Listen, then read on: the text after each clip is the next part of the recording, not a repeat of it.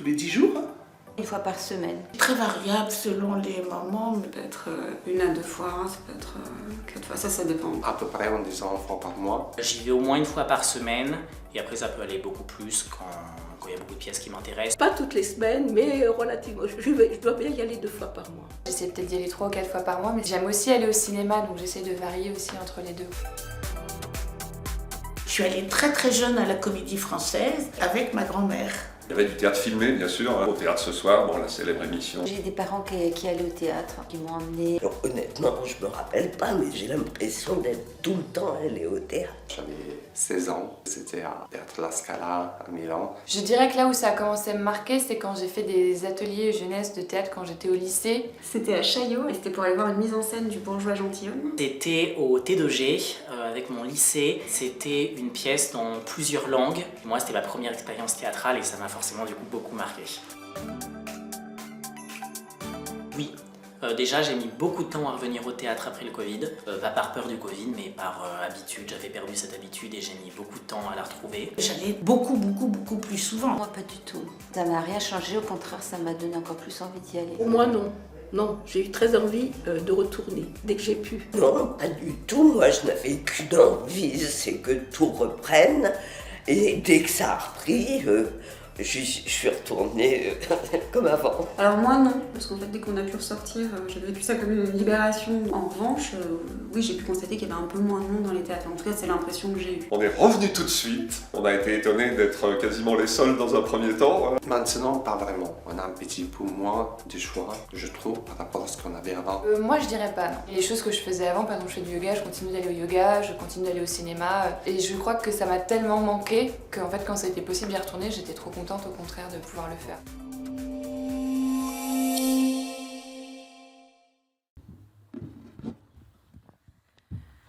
Alors, bonjour ou rebonjour à ceux qui étaient là ce matin, ceux et celles qui étaient là ce matin, et bienvenue aux nouveaux et aux nouvelles.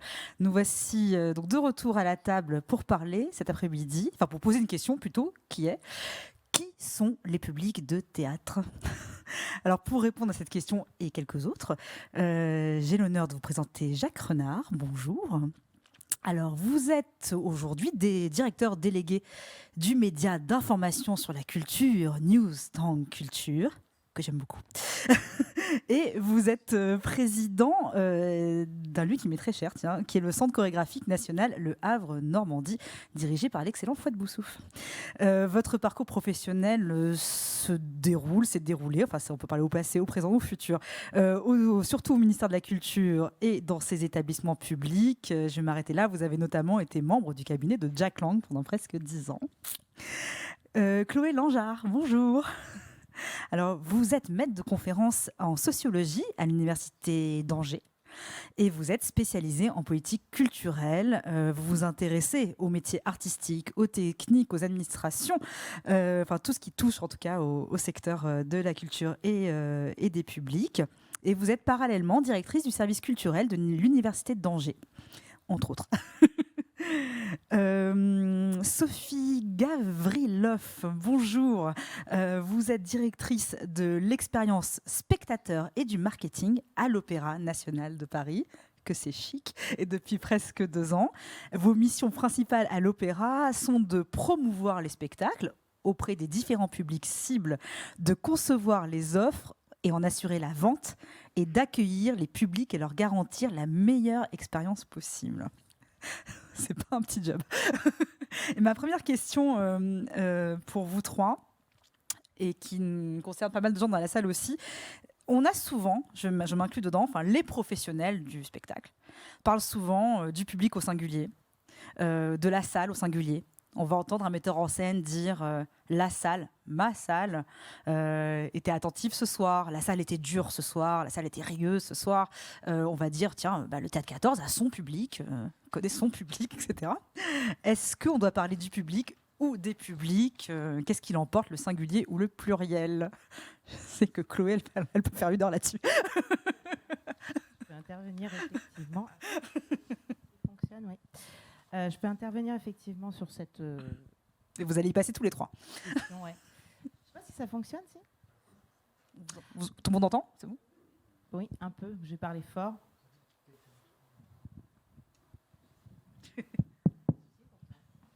Parler plus fort. Mais effectivement, là, cette question du public ou des publics, alors aujourd'hui, Vincent parlera plutôt des publics, mais pendant longtemps, on a parlé du public. On parle encore du public parce que finalement, c'est une catégorie qui s'est construite avec le ministère, on en parlait tout à l'heure, des affaires culturelles. L'idée étant que on a mis en œuvre ce ministère pour répondre à une problématique qui était celle de l'accès de tous et toutes aux œuvres culturelles, aux œuvres capitales de l'humanité, donc dans un élan de démocratisation de la culture, et donc se poser cette problématique auquel les politiques publiques devaient répondre, qui était celui de l'inégal accès aux œuvres culturelles, comme l'ont bien montré notamment les premiers sociologues, et en particulier Pierre Bourdieu. Le retour de la pente, on a parlé ce matin. Et donc, on a une focalisation sur ce public, et en particulier en termes de taux de fréquentation. C'est-à-dire que le public est finalement matérialisé sous forme d'objet de mesure, comme si un peu le public comptait avec ses pieds. C'est devenu même un indicateur extrêmement pertinent du côté des politiques publiques, pertinent, qui permet de montrer finalement un lieu qu'il est efficace, performant, qu'il est utile aussi socialement. L'enquête sur les pratiques culturelles des Français, qui est menée à peu près tous les 10 ans depuis le début des années 70, pareil, se focalise finalement sur le taux de fréquentation. La plupart du temps, ce qui ressort, c'est qu'effectivement, les publics du théâtre, le public en tout cas du théâtre, serait encore essentiellement un public issu des catégories socioprofessionnelles, on va dire, supérieures, privilégiées. Bien que, mais bon, ça on y reviendra peut-être plus tard, mais bien que en 2018, la dernière enquête montre qu'on a quand même une diversification plus importante des publics. Et puis, est apparue cette notion aussi de non-public, alors plutôt à la fin des années 60. En 1968 exactement, avec la déclaration de Villeurbanne, l'idée étant de dire, finalement, axons, ciblons nos offres sur ce non-public, c'est-à-dire les exclus, les écartés de la culture. Et progressivement, ce non-public est devenu ce qu'on a appelé, catégorisé, les publics empêchés, les publics éloignés, les publics spécifiques, etc., etc.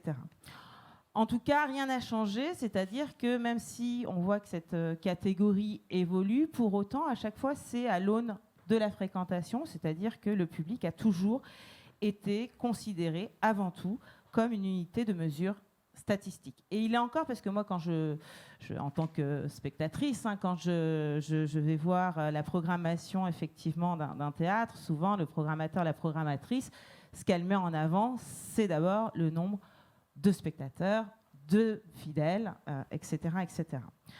Sauf que ce qu'on s'aperçoit, en tout cas à l'heure actuelle, pourquoi est-ce qu'on parle des publics? Alors déjà, parce que quand on parle des publics de théâtre, est-ce qu'on parle des publics du lieu de spectacle? Est-ce qu'on parle des publics d'une discipline, qui serait celle du théâtre? Bon, ça, voilà. Et encore une fois, souvent, on parle des publics de théâtre public. On a beaucoup moins de données quantitatives, notamment sur les publics des théâtres privés. Et aujourd'hui, s'étend donc cette notion à ce qu'on appelle la population. C'est-à-dire qu'on parle de moins en moins des publics, mais aussi de plus en plus des habitants, des usagers d'un lieu, notamment. Et ça s'explique parce que, bien évidemment, un théâtre va avoir des actions aussi hors les murs, s'adressant aux habitants d'un territoire. Et ça aussi, ça s'explique parce qu'aujourd'hui, les politiques culturelles sont territorialisées. C'est-à-dire que les collectivités aussi demandent au théâtre de sortir hors les murs et d'aller toucher des publics diversifiés, y compris donc des habitants, des usagers, etc., etc. Donc voilà, on peut parler aujourd'hui plus des publics que du public. Et encore une fois, c'est un public extrêmement hétérogène du point de vue de l'âge, du point de vue du genre, du point de vue des catégories socioprofessionnelles, etc., etc. Et même de sa résidence, puisqu'encore une fois, est-ce que les publics de théâtre, d'un théâtre de province est le même que les publics de théâtre d'un théâtre parisien? Pareil pour théâtre public, théâtre privé, sûrement pas. Merci. Est-ce que vous voulez répondre à la question là-dessus? Est-ce que, par exemple, est-ce qu'à l'opéra, vous parlez du public, des publics? Alors oui, effectivement, on parle à l'opéra, on parle des publics, définitivement. Moi, quand je suis arrivée, en fait, ma direction s'appelle Expérience Spectateur, et en fait, c'était avant Relation avec les publics. Et j'ai trouvé ça intéressant comme nuance, parce que finalement, on travaille définitivement pour les publics et pour l'accueil des publics. Le directeur général Alexander Neff aime à dire qu'on a 750 000 publics différents chaque année, donc ça fait effectivement une grande mission que de les accueillir correctement. Et c'est vrai que cette notion d'expérience qui revient très à la mode et dont on parle beaucoup, permet de se focaliser sur chacun et de se dire mais finalement qu'est-ce que chacun vit au-delà de l'accueillir, qu'est-ce qu'il vit et quelle est son expérience dans son vécu. Et on raisonne beaucoup avant, pendant et après le spectacle, dans toute notre approche de ce parcours en lien avec l'institution, avec le spectacle. Et après, nous, en interne, comment on raisonne? Je dirais qu'il y a effectivement plusieurs niveaux. Il y a la mission de l'opéra et rendre accessible au plus grand nombre la programmation artistique, chorégraphique et lyrique. Ça reste notre mission de base et on l'a toujours en tête. Et une fois qu'on rentre plus concrètement dans comment on fait et quelle est notre mission pour survivre aussi économiquement, bien là, rentre en ligne de compte le fait que nos recettes de billetterie doivent nous aider à boucler notre budget pour au moins plus de la moitié. On est à 53% d'autonomie dans nos recettes. Et là, se pose la question de qui on peut faire venir et comment on construit notre politique. Là que moi, j'interviens un peu plus pour dire, bon, au-delà de notre mission de service public, comment on fait venir les publics pour nous aider à financer notre activité et permettre au plus grand nombre de venir voir ces spectacles-là. Et là rentre en ligne de compte toute l'approche plus technique, on va dire, marketing et commerciale, qui a encore, je trouve, du chemin à faire pour arriver aussi, même dans une institution comme l'opéra, à accepter aussi ce pan-là de notre façon de construire les choses, parce que ça devient très concret, quoi. Voilà. Et on a des bases de données clients qu'on analyse, le tout n'étant pas forcément de faire venir que les gens qui ont envie de venir, c'est pas du tout ça le propos, mais c'est de connaître les publics afin de comprendre leurs freins, c'est ça qui est très intéressant aussi, et de les lever et de leur faire la bonne communication en lien avec qui on est et qui on est pour eux, avec la programmation la plus adaptée. Donc rentre en ligne de compte toute une partie de mécanique de construction de cette relation avec les publics pour les faire venir. Voilà. Et après, effectivement, on parle public chorégraphique, lyrique, Bastille, Garnier, les abonnés, les nouveaux, les jeunes, les moins jeunes. Voilà. Donc tout ça, c'est... Et après, on a les visiteurs aussi, puisqu'on a 750 000 spectateurs, mais on a 950 000 visiteurs du Palais Garnier. Donc on crée aussi des ponts entre les publics spectateurs et les publics visiteurs. Je vais revenir là-dessus, sur le mélange des publics, mais d'abord, je voulais savoir si vous aviez quelque chose à dire sur cette notion de public au singulier ou au pluriel. Je pourrais en parler des heures, mais... on a 1h15 en tout. Vous avez commencé à dire beaucoup de choses importantes, mais je voudrais revenir sur 2-3 points. Public, non public, et en effet, depuis très longtemps, à la fois les politiques culturelles et les institutions culturelles se sont dit, par rapport à cette question du non-public, on va essayer de toucher effectivement les publics dits éloignés, qui ne sont pas d'ailleurs les publics éloignés de la culture, ce sont les publics éloignés de l'offre culturelle. Ce n'est pas tout à fait la même chose. Et donc, dans beaucoup de structures, il y a maintenant ces actions d'expérimentation, dites d'expérimentation culturelle, qui visent à toucher soit les quartiers difficiles, soit les publics des prisons, soit le public des hôpitaux, etc., etc. Et tout ça se fait. Ce qui fait que je serais tenté de dire aussi que, d'une certaine façon, le non-public, c'est celui qui est entre les deux. Celui qui va régulièrement dans les institutions culturelles ou qui fréquentent la culture, et puis le public le plus défavorisé. Et entre les deux, vous avez tout le public, éventuellement d'ailleurs des classes moyennes, qui lui n'y va pas. Ni l'un ni l'autre, ni d'un côté ni de l'autre.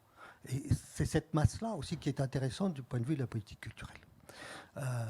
Deuxième élément, je pense que la situation n'est pas exactement la même selon les expressions artistiques. C'est-à-dire qu'il y a le théâtre, il y a la danse, il y a les musiques actuelles, les musiques classiques. Alors, on retrouve des constantes, mais il y a quand même des nuances. Le public, d'ailleurs, des concerts classiques sera éventuellement plus âgé. Le public des musiques actuelles éventuellement plus jeune, même s'il faut nuancer, et que de toute façon, il y a des publics en ce sens que chaque institution, chaque structure, publique ou privée, a sa spécificité, son public, et que être centre dramatique national à Bordeaux, c'est pas la même chose qu'être centre dramatique national à Béthune, tout simplement, et que c'est pas du tout le même public, et que ça dépend aussi de la politique du directeur ou de la directrice qui va mener ou pas une politique de conquête en fonction de différents types de publics. Donc c'est très important de dire ça. Juste un mot, enfin, pour compléter, qui sera un petit mot qui peut être perçu comme positif ou négatif quant à l'évolution du public, puisque je reprends un peu effectivement les études du ministère qui sont très fournies, très développées, très scientifiques, il y a un élément que le ministère de la Culture prend dans ses études pour dire c'est le pourcentage de Français ou de Françaises qui sont allés une fois par an au théâtre. Au début de la création du ministère de la Culture, les années 70, les 60, 70, bref, c'était 12% des gens qui étaient allés une fois par an au théâtre. Le théâtre, puisqu'au début de l'aventure du ministère de la Culture, on ne savait pas ce que c'était que la musique classique, et encore moins les musiques actuelles. Au jour d'aujourd'hui, enfin, la dernière statistique qui date de 2018, ce que j'ai lu, c'est 21%.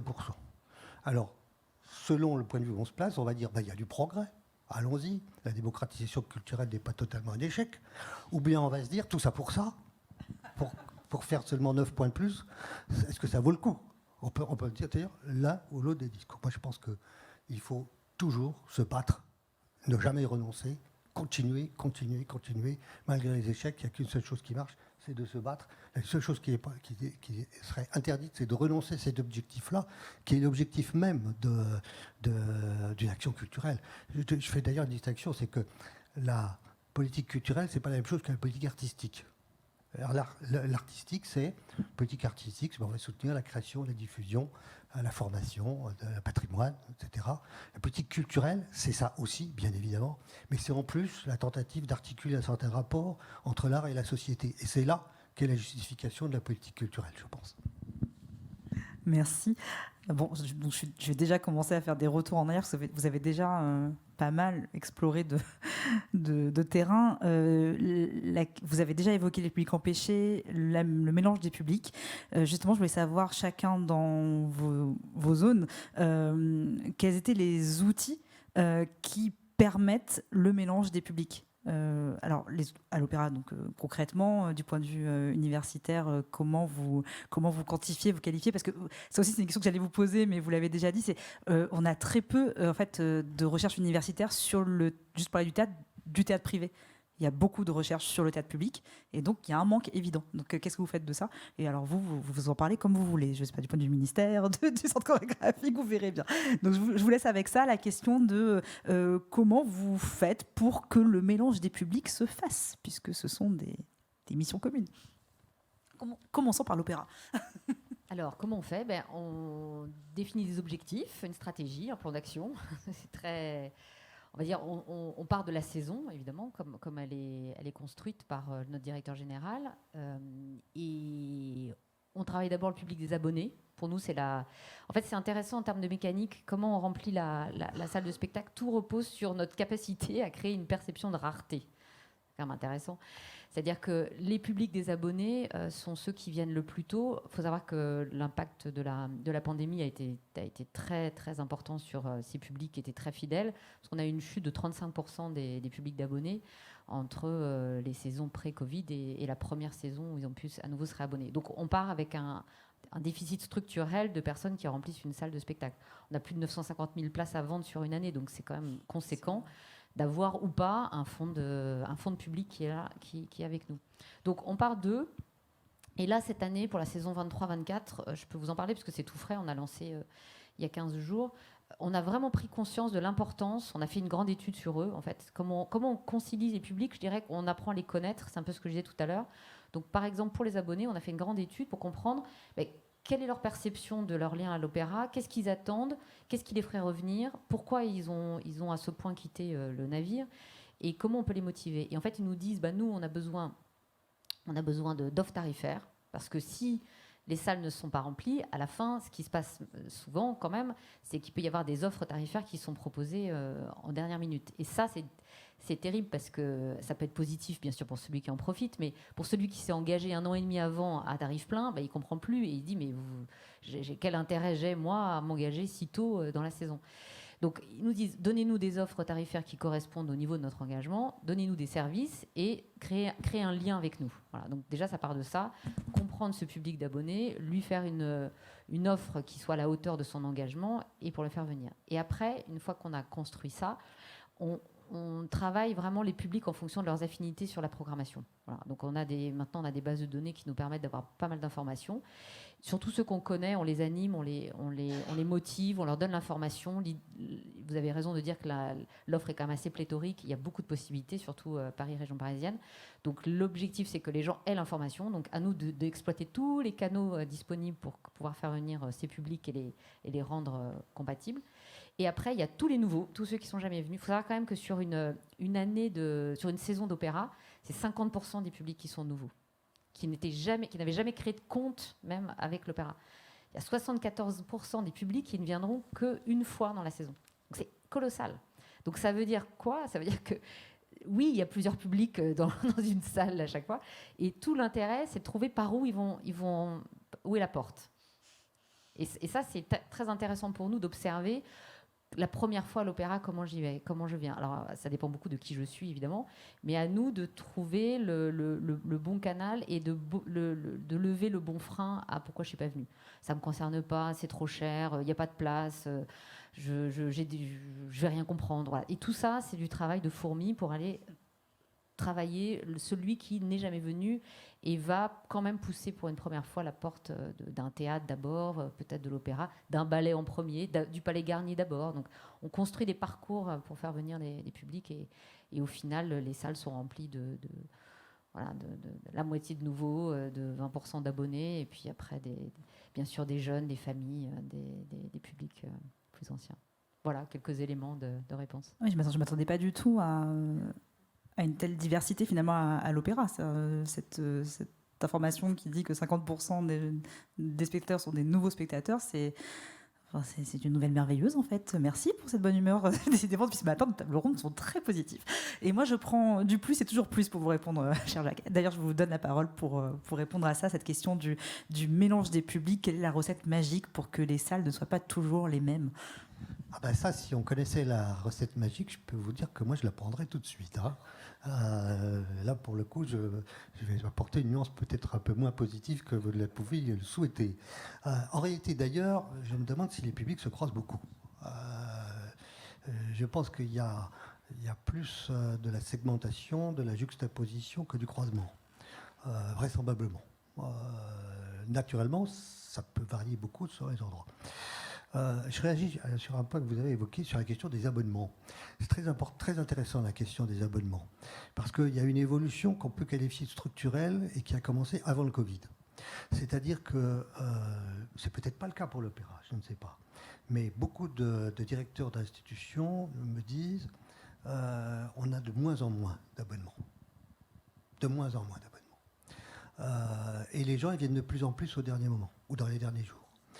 C'est une évolution, c'est aussi à l'opéra. Oui, tout à fait. Nous, on a perdu 35% des abonnés. Oui. Et on l'a constaté un peu dans tous les secteurs, que ce soit la musique classique, l'Orchestre de Paris, les institutions théâtrales, etc. Et pourquoi ? Puisque ça a commencé avant le Covid. Parce que je pense que, tout simplement, c'est la fin de la rente d'un public fidèle. C'est fini.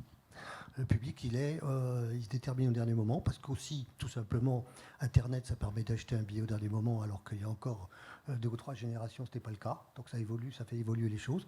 Et je pense que le public, il vient. Il est revenu, hein, le public. Alors, en tout cas, on peut en parler aussi. Est-ce que le public est revenu? On va toucher un mot. Mais globalement, il y a là une évolution structurelle tout à fait intéressante.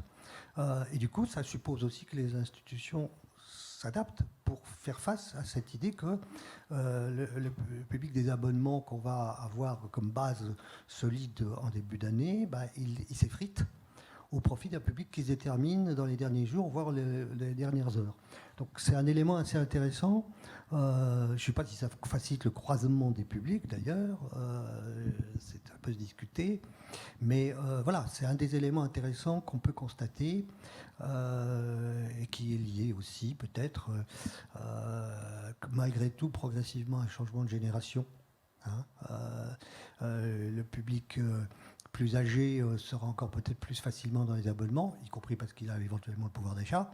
Le public plus jeune, il est plus volatile, il est plus individualiste, il est plus mobile, il est moins fidèle, et donc il va se déterminer de façon différente. Voilà, quelques éléments.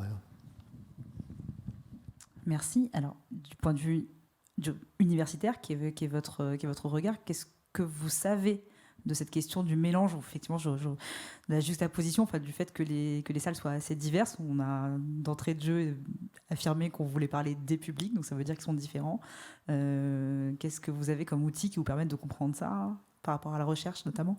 Alors, sur la recherche, comme vous l'avez souligné, en fait, les chercheurs qui sont donc des acteurs du public se sont intéressés surtout au théâtre public, et notamment parce que les recherches sont financées essentiellement par le public et que pour l'instant, on n'a pas trouvé de financement privé pour aller étudier les publics des théâtres privés. Mais ce serait intéressant. Mais comme vous l'avez dit, ce qui n'aide pas la mixité, c'est aussi de dire, mais ça, c'est mon public, et ce qui est fait en face ne va pas forcément plaire à mon public. En fait, c'est tous les stéréotypes aussi, toutes les représentations qu'on peut se faire des autres publics.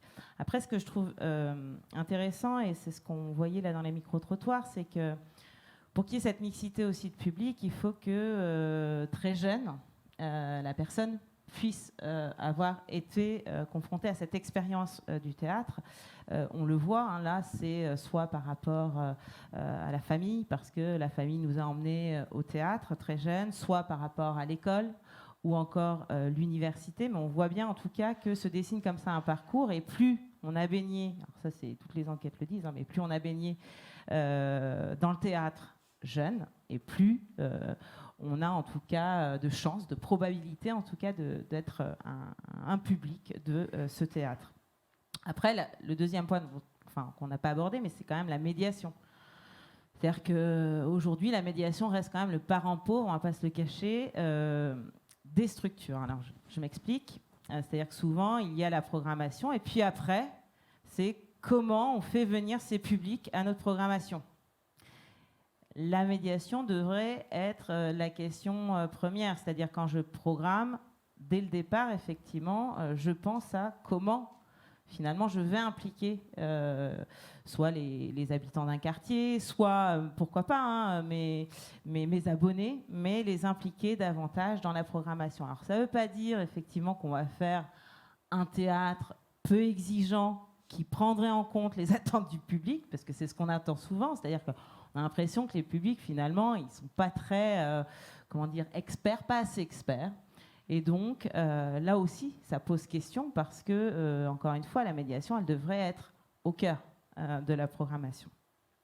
Et puis après, il existe de nombreux outils. Encore une fois, nous, par exemple, à l'université, on a plein de dispositifs, justement, et nous, la problématique qu'on a, c'est qu'on n'a pas du tout de public fidèle. La plupart du temps, on nous appelle, alors les salles de théâtre nous appellent en disant « Est-ce que vous pouvez m'envoyer des étudiants ?» Voilà, parce qu'il faut remplir effectivement... Non, parce que moi, ce n'est pas un public captif que je vais appeler et que je vais démarcher. Et nous, la problématique, c'est qu'on n'a pas de public fidèle, puisque les étudiants, ils bougent par définition. Ils sont là peut-être 1 an, 3 ans, voire dans le meilleur des cas 5 ans, mais en fait, ils se renouvellent. Donc ça veut dire que tous les ans, on fait ce même travail aussi, où on répète l'ensemble des dispositifs qu'on peut mettre en avant pour faciliter justement cette médiation entre, encore une fois, une offre culturelle, alors qui ne dépend pas d'ailleurs que de l'université, puisque l'idée c'est de les ouvrir sur les acteurs culturels du territoire, et puis les attentes de nos étudiants, et pour, en tout cas, je dirais, diversifier nos publics et les attentes, ça passe du blind test, de choses, on va dire, très populaires et pas populistes, à des accueils de spectacles qui nous viennent tout droit du Centre dramatique national.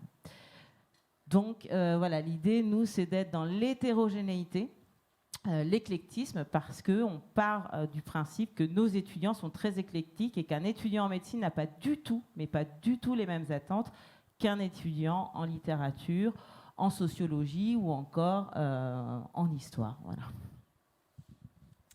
Vous avez tous répondu non.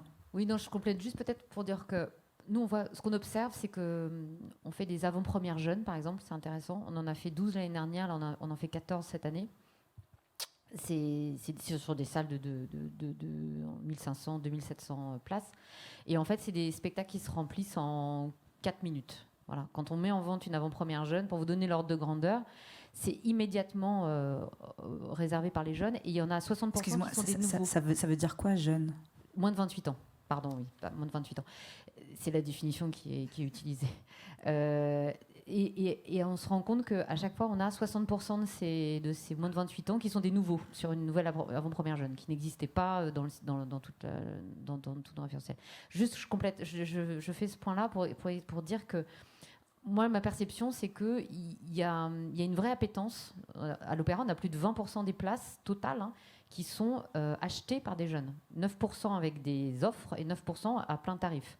Mais aussi, on a une tarification qui est très très large et qui permet aussi d'avoir des places à des tarifs accessibles pour des jeunes, des 10 euros, 15 euros.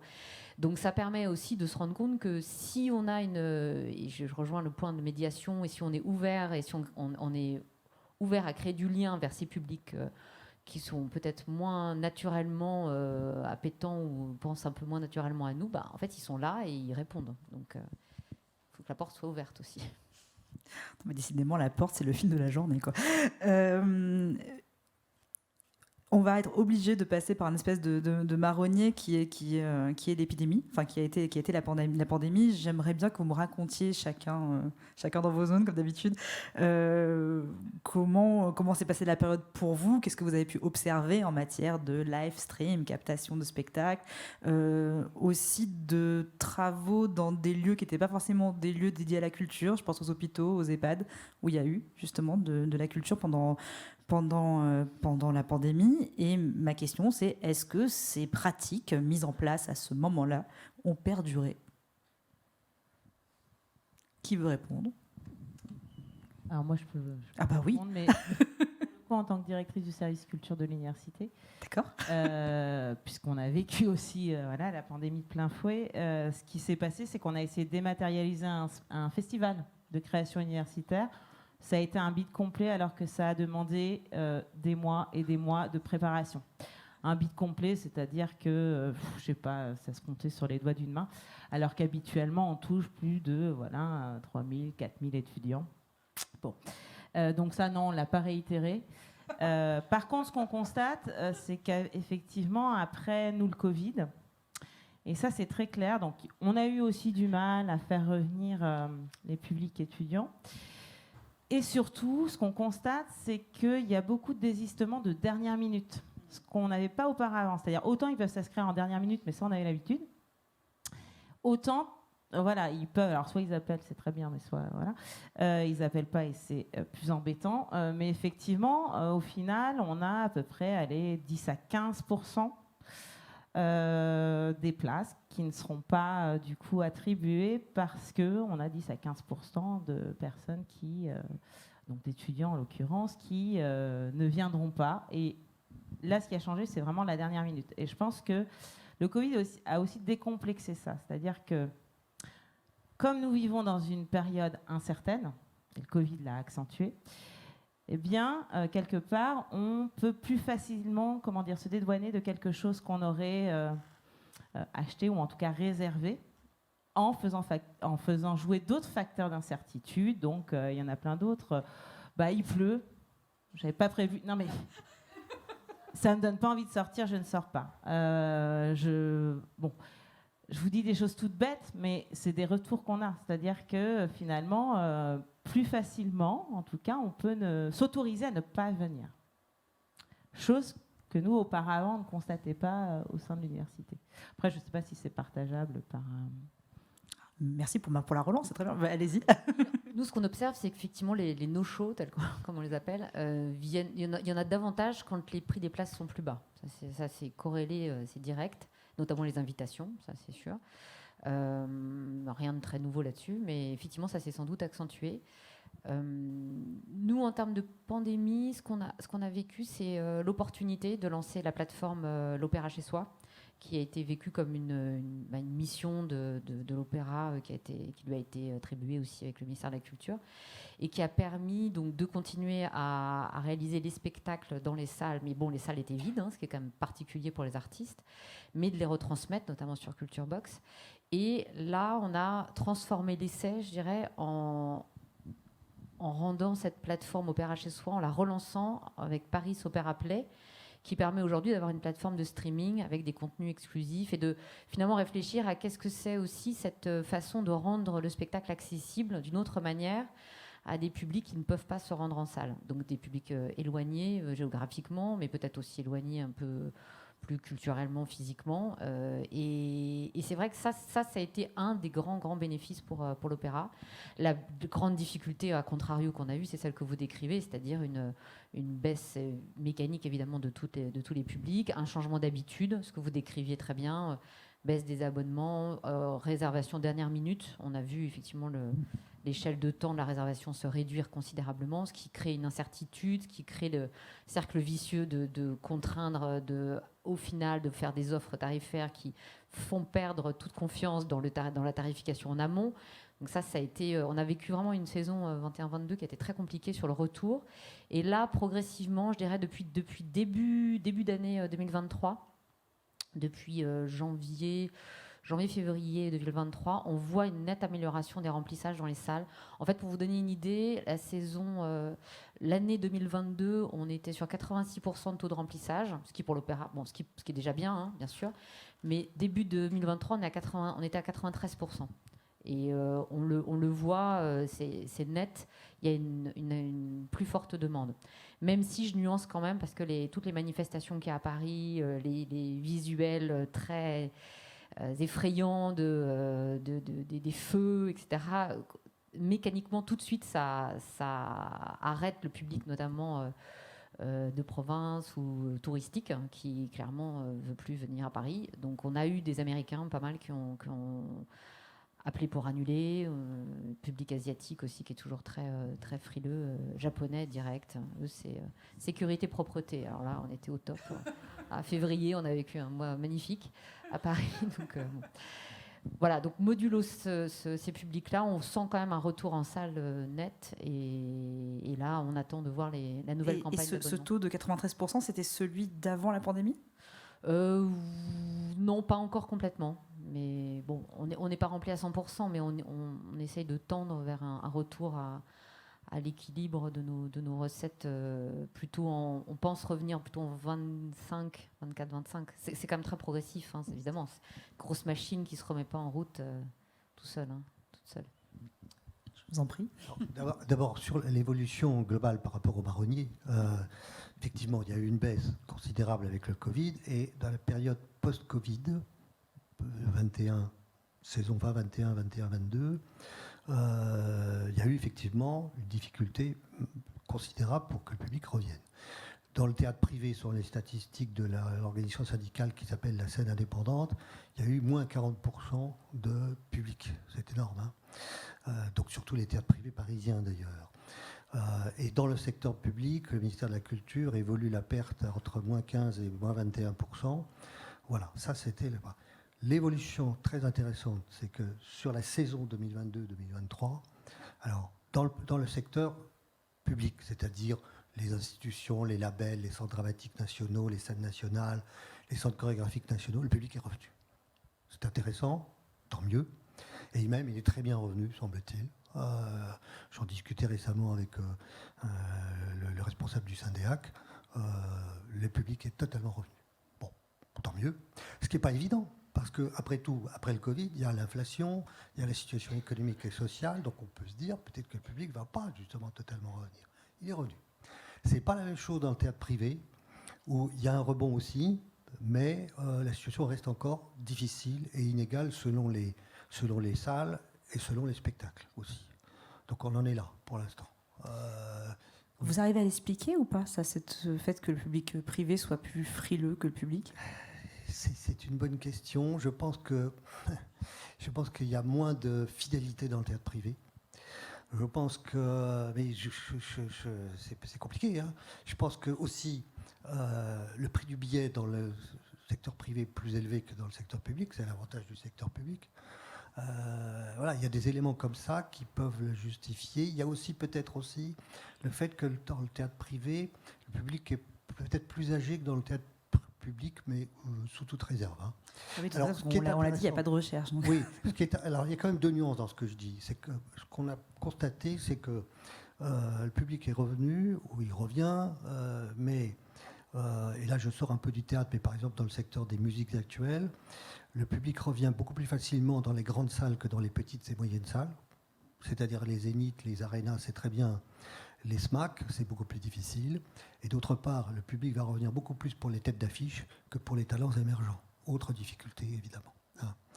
Donc c'est ça qui est aussi dans les données qu'il faut prendre en compte. C'est complexe. Et bien entendu, par ailleurs, la période Covid a vu évidemment le fait que le public vieux est revenu, le public âgé est revenu plus difficilement dans les salles que le public plus jeune, ce qui fait qu'il y a une certaine évolution en faveur de la jeunesse liée à ça. Voilà. Sur le live stream, oui, il y a eu pas mal d'expériences pendant le Covid, par la force des choses. Nous avons le sentiment que ça s'est un peu calmé après, même beaucoup. Sauf, il y a un ou deux théâtres, par exemple, je pense à l'Apollo Théâtre, qui est une salle privée parisienne, qui a fait du live stream une expérience très forte, et qui est intéressant d'ailleurs, qu'il faudrait, je ne sais pas s'ils ont continué, mais j'en parlais avec eux il y a quelques mois, ils avaient fait beaucoup de live stream dans la salle même. C'est tout à fait intéressant d'ailleurs. Donc c'était quelque chose de très professionnel, le live stream, parce que sinon le live stream qu'on avait vu pendant le Covid, c'était de l'expérimental, c'était un petit peu de l'artisanat finalement. Hein.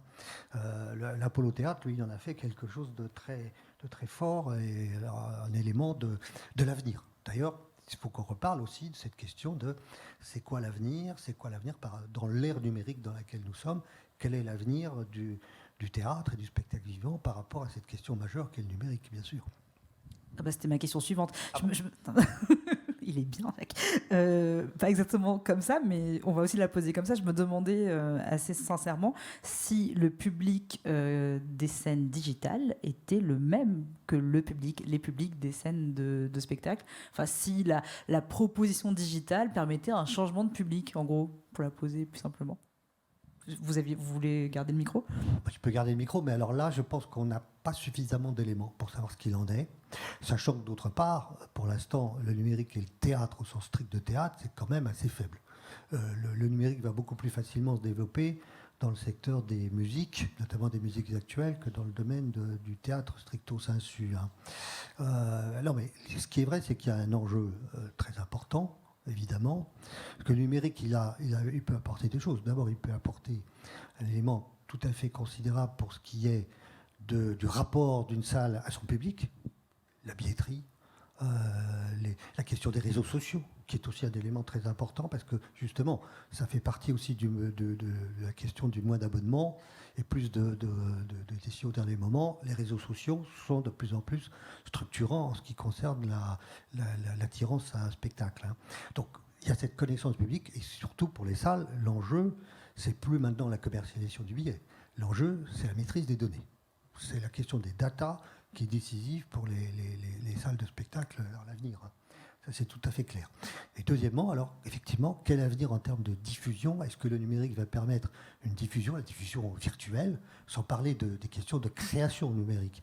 Mais est-ce qu'on peut diffuser un spectacle il y a une diffusion réelle? Est-ce qu'on peut l'augmenter, le prolonger, l'accroître par une diffusion virtuelle? Alors, théoriquement, oui. Il y a beaucoup de réticences dans le domaine du théâtre. Il y en a moins dans le domaine des musiques, effectivement. Mais pour l'instant, on n'a pas d'éléments. Je ne peux pas en parler en termes d'éléments chiffrés ou d'appréciation parce qu'on ne les a pas. Est-ce que, je sais pas, l'une de vous deux veut répondre? Sur le numérique, oui, ce qu'on sait juste, c'est qu'effectivement, ça concerne quand même essentiellement les jeunes générations, et y compris les personnes qui vivent en ville, et en particulier dans les les métropoles et les grandes villes. C'est-à-dire qu'il y a encore tout un pan. Tout le monde, en fait, n'a pas encore accès au numérique aujourd'hui. C'est-à-dire qu'on se dit que chacun a un ordinateur à minima chez soi. Oui, on peut avoir un ordinateur, mais sans avoir la connexion qui va avec.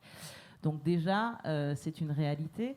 Et puis, autre chose, nous, quand on avait fait une enquête sur c'est quoi finalement un bon théâtre, qu'on avait demandé au public, aux habitants, aux usagers de se prononcer, ce qui ressortait beaucoup, l'un des 3 régimes de jugement de valeur, c'était un bon théâtre, c'est avant tout un lieu accueillant, un lieu d'échange, un lieu de sociabilité, parce qu'en fait, ça reste avant tout un lieu de sortie. La plupart des personnes qui fréquentent les théâtres sont des personnes qui sortent de manière accompagnée. Plus rarement seules, mais la plupart du temps accompagnées.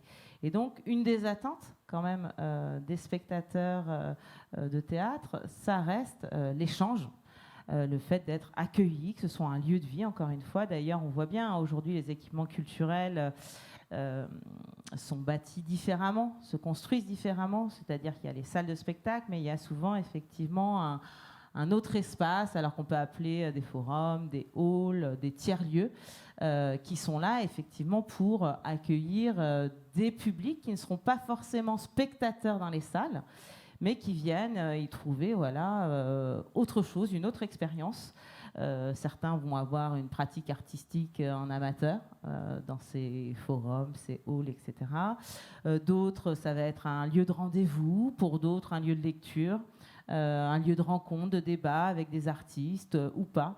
Et on le voit aussi, notamment le fait que les théâtres développent tout ce qui a trait à l'offre de restauration. C'est pareil, c'est-à-dire qu'on en fait aujourd'hui davantage des lieux de vie.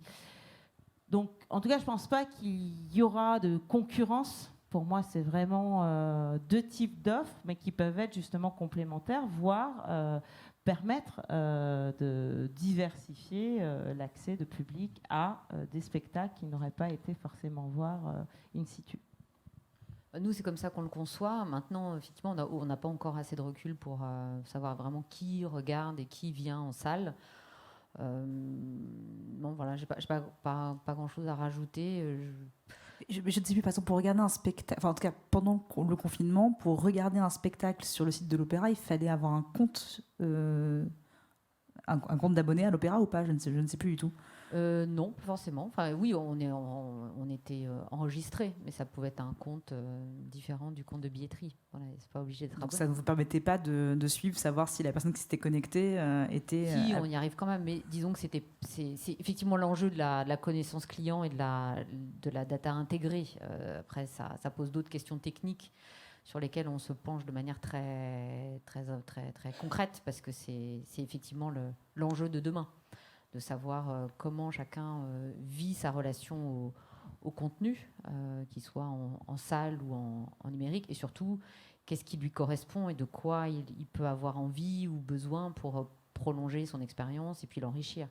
Donc effectivement, ce qui est intéressant aussi sur cet aspect numérique, c'est il y a le spectacle, il y a le live par exemple, il y a aussi le spectacle que j'ai loupé et que je peux revoir après. Donc tout ça, il y a le spectacle que je peux voir au cinéma en même temps, que je peux voir à la télé. Enfin, après, ça pose la question aussi du device et de la canalité par laquelle je vais passer. Finalement, j'allais dire, nous, on se dit toujours que notre mission, c'est de faire venir en salle, c'est du spectacle vivant.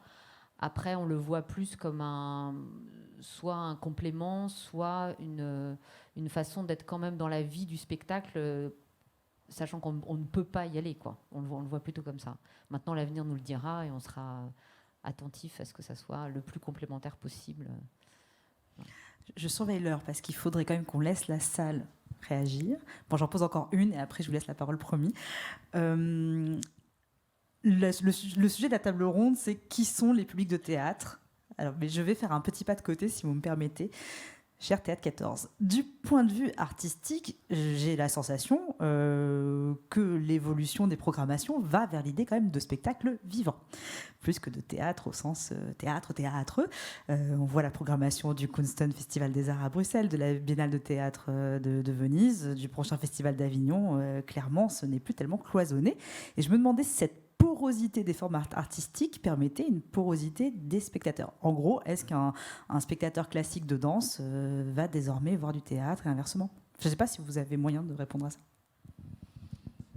Je pense que le public du théâtre et le public de la danse, il a plus de points communs qu'avec le public des musiques actuelles ou des salles de concert, vraisemblablement. Donc je ne suis pas sûr qu'on puisse vraiment très facilement faire la différence. Je ne sais pas. Honnêtement, c'est difficile de répondre à une question comme ça. Il y a une chose que j'aimerais dire, c'est que une chose dont on ne parle pas dans la question des publics, ça traverse l'esprit, c'est quand même la transformation majeure qu'ont apporté les festivals, dont on ne parle pas.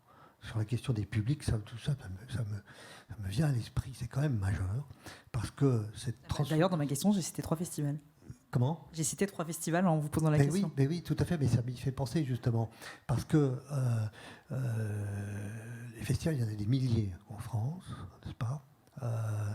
Et ça fait beaucoup de public.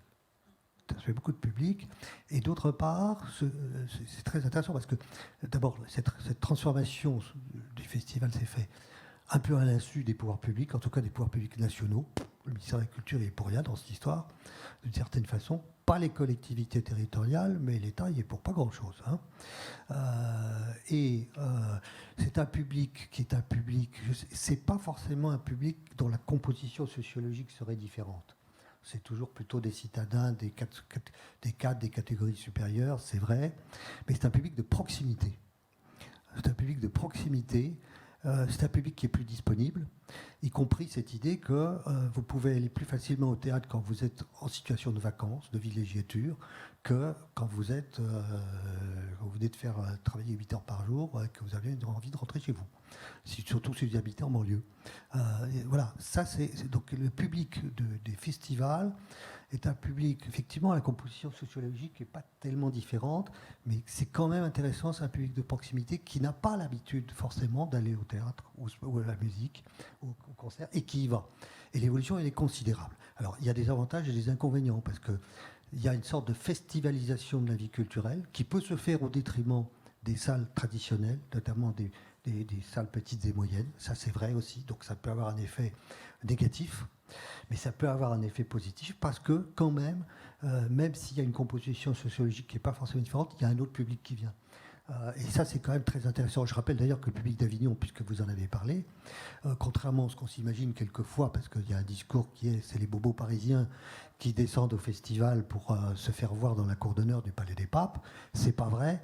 Il y a le public parisien, c'est 20% du public du Festival d'Avignon, et dans le Off, c'est même 13% seulement. Vous voyez, donc c'est un public majoritairement local, départemental, régional. C'est très peu, enfin c'est peu, ça fait 20% seulement, c'est peu un public parisien, et tant mieux. Merci de le rappeler, tiens. Donc cette question de la porosité entre le fond et la forme, finalement. Je ne sais pas si vous avez des recherches là-dessus. Pas forcément, mais en tout cas, je rejoins effectivement votre constat, c'est-à-dire que entre théâtre et danse, les profils sont assez similaires, moins pour le cirque, par exemple, moins effectivement, c'est pas la même chose pour les musiques actuelles que pour les musiques traditionnelles, etc. Mais ce qu'on peut voir sur le côté festival, j'y pense aussi, c'est-à-dire que les lieux mêmes créent bien évidemment leur festival parce que ça leur permet aussi de sortir de leur mur, d'aller au contact d'autres acteurs, et ça c'est ce qu'on constate aussi de plus en plus, et c'est, je dirais, le point intéressant de cette forme festivalière, c'est finalement d'aller au contact des habitants d'un territoire, donc d'un quartier ou bien à l'échelle même d'une ville, et qui permet aussi au théâtre d'aller travailler avec d'autres partenaires qui ne sont pas forcément donc liés au secteur culturel, qui peuvent être de champs d'activité très distincts, la santé, le social, l'économie, etc. Et ça peut amener aussi à une diversité des publics à partir du moment. Et là où on a peu d'enquêtes, c'est sur justement tous ces publics drainés par ces actions hors les murs. Parce qu'en fait, le ministère de la Culture, quand il va évaluer des actions, soit il a une entrée par les publics, par exemple les jeunes scolarisés des quartiers prioritaires, soit une entrée sur les jauges, la fréquentation, etc., mais qui finalement ne dit rien de tous ces autres publics, effectivement, qui peuvent être touchés par ces actions, notamment hors les murs. Je ne sais pas si vous avez quelque chose à dire. Non, juste dire que nous, on l'observe justement par les bases de données clients, et on arrive sur certains spectacles à faire des ponts, c'est-à-dire sur un opéra, par exemple Manon, où il y a des parties dansées, on contacte du public chorégraphique dans la base de données, et on a des taux de retour assez intéressants de public qui va se lancer sur un spectacle pour lequel il n'était pas forcément convaincu au départ, mais il va se laisser convaincre par une porte d'entrée comme ça. Oui, il y va. Le contemporain aussi, la danse contemporaine est très intéressante pour faire venir un nouveau public. En tout cas, à l'Opéra de Paris, c'est très net. On voit même une typologie de public nouvelle arriver, et qui, par ce biais-là, rentre dans l'histoire de l'opéra, a poussé à la porte, et du coup se rend compte qu'il y a beaucoup de choses derrière qui existent, contenu avec lequel il n'aurait pas été en contact s'il n'était pas rentré comme ça. Ça, oui, ça c'est très net. Et puis après, toutes les collaborations. Un Bill Viola qui vient faire une partie vidéo sur Tristan et Isolde, par exemple. Bon, bah ça fait venir aussi des gens qui ne seraient pas venus voir l'opéra sinon, c'est sûr. Merci. Je vais ouvrir les questions à la salle. Alors, il y a un ou deux micros d'heure qui vont passer parmi vous. Quand vous posez une question, merci de vous présenter. Comme ça, on saura qui nous parle. Est-ce qu'il y a des questions ? Il y en a une au fond. On vous fait monter, descendre.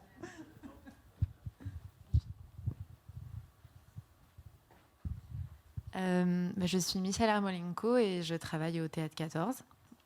J'ai une question pour Madame Gavrilov. Donc tout à l'heure, vous nous parliez d'une enquête que vous aviez faite vis-à-vis des publics. Et notamment, donc, il y avait la question tarifaire. Enfin, qu'est-ce qu'on peut faire pour vous, donc la question tarifaire.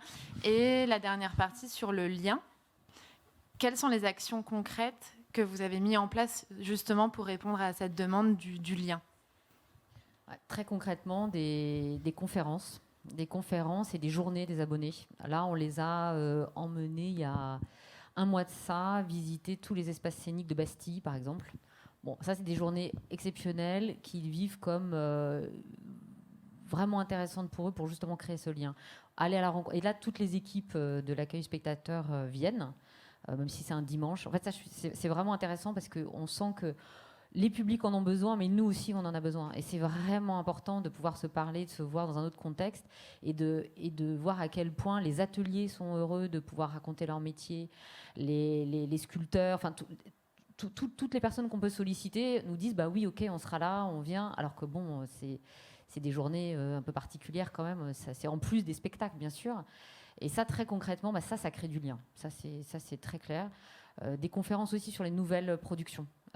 Leur expliquer, qu'ils puissent rentrer un peu dans les coulisses, comprendre comment le spectacle est créé de manière privilégiée et avec un accès spécifique. Ça, c'est deux exemples typiques qui me viennent à l'esprit. Merci. Est-ce qu'il y a d'autres questions ? Sinon, j'en ai d'autres.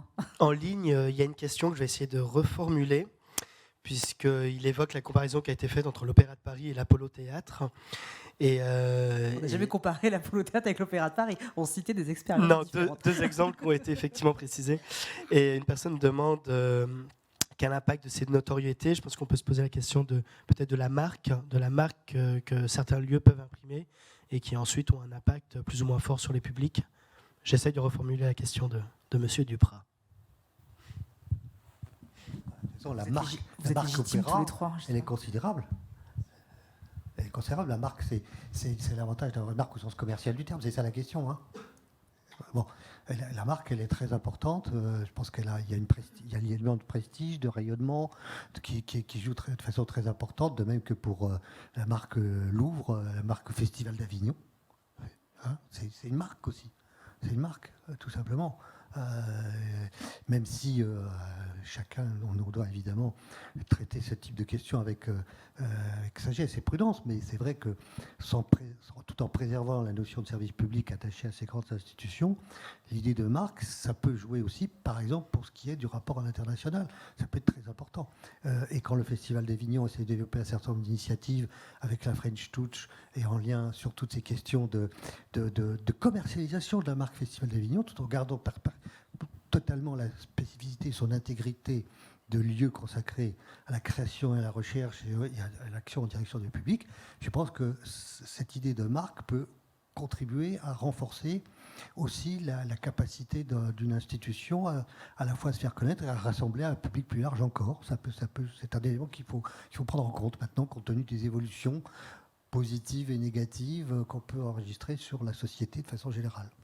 Ouais, je suis complètement d'accord. Et d'ailleurs, c'est très important aussi pour l'interne. On en parlait tout à l'heure.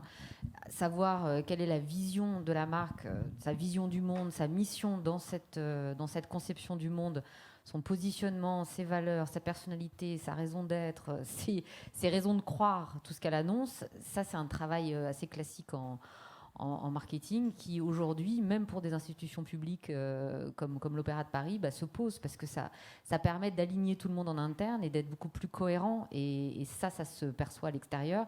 Ça aligne toute la partie de communication, le graphisme, le ton de voix, tout ça est perceptible et c'est assez subtil, mais c'est ça qui, au final, permet d'attirer les bons publics, enfin les publics qui se sentent en résonance avec cette histoire dans sa cohérence et puis de garder une forme d'unité au bon sens du terme. C'est fondamental. Pour moi, en tout cas, je vous rejoins en ça. Ouais. Chloé Langeard, cette idée de marque, est-ce que c'est quelque chose que vous avez pu étudier ? Est-ce que c'est quelque chose qui est important pour les publics ? Je ne sais pas. Vous êtes la prof de la table. Nous, ce qu'on a pu étudier, c'est plutôt la marque employeur aujourd'hui dont se saisissent les théâtres, qui montre bien comment finalement aussi ce qu'on appelle le New Public Management s'empare aussi du secteur culturel, à savoir des logiques purement venues du privé et qui sont intégrées par les théâtres publics notamment. Et on voit aujourd'hui combien notamment, alors là je parle de la marque employeur parce que je connais moins pour tout ce qui a trait au marketing, côté communication, etc. Mais sur la marque employeur, on voit bien qu'aujourd'hui, de nombreux théâtres se penchent sur cette question, notamment parce que aujourd'hui, ils ont de plus en plus de mal à recruter sur des postes, notamment administratifs et techniques. Donc voilà, ils se posent cette question-là au regard de cette difficulté-là et qui est d'autant plus importante, alors qui n'est pas nouvelle, mais qui est d'autant plus importante depuis le Covid. Ok, merci. Réflexion. Ça peut être aussi des réflexions sur ce sujet des publics de théâtre, je ne sais pas.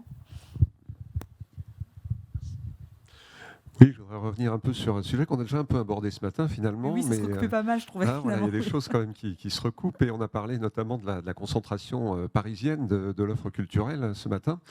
Et là, les chiffres qui ont été donnés aujourd'hui, est-ce que ce sont les mêmes sur l'ensemble du territoire ? Parce que j'ai l'impression qu'il est plus facile, disons, de fidéliser un public quand on est dans un état d'offre culturelle restreinte, alors que sur Paris, effectivement, il y a une telle offre culturelle qu'on a plus tendance à imaginer que le public se disperse un peu ou va picorer un peu à droite à gauche en fonction de ses envies, effectivement. Et donc là, les pourcentages de nouveaux spectateurs, d'abonnés, etc., je pense que c'est complètement différent en fonction de l'emplacement sur le territoire français, non ? Oui, les contextes territoriaux, effectivement, changent beaucoup de choses. C'est pas la même chose dans la ville de Nantes que ne serait-ce que la ville d'Angers. Enfin, pour être dans les deux villes, les chiffres sont complètement différents, les manières d'élargir les publics, de communiquer avec ces publics sont complètement différents. Enfin, tout dépend aussi des politiques publiques locales mises en place, parce que on parle beaucoup effectivement du ministère, mais en fait les collectivités territoriales aujourd'hui ont un rôle extrêmement important. Donc bien évidemment, c'est pas du tout la même chose. Ouais. Et même les organisations théâtrales qui ont les mêmes statuts, que ce soit Centre dramatique national ou ça peut être les scènes nationales, elles auront des défis complètement différents selon les contextes territoriaux sur lesquels elles sont. Déjà, les budgets sont complètement différents, les habitants sont complètement différents. Enfin voilà, donc oui, les problématiques ne sont pas du tout les mêmes et on ne peut pas généraliser. Mais ce qui est intéressant là dans les chiffres donnés, c'est que ça permet de voir une évolution sur quand même des années 70 jusqu'à aujourd'hui, sur 50 ans. Et de voir que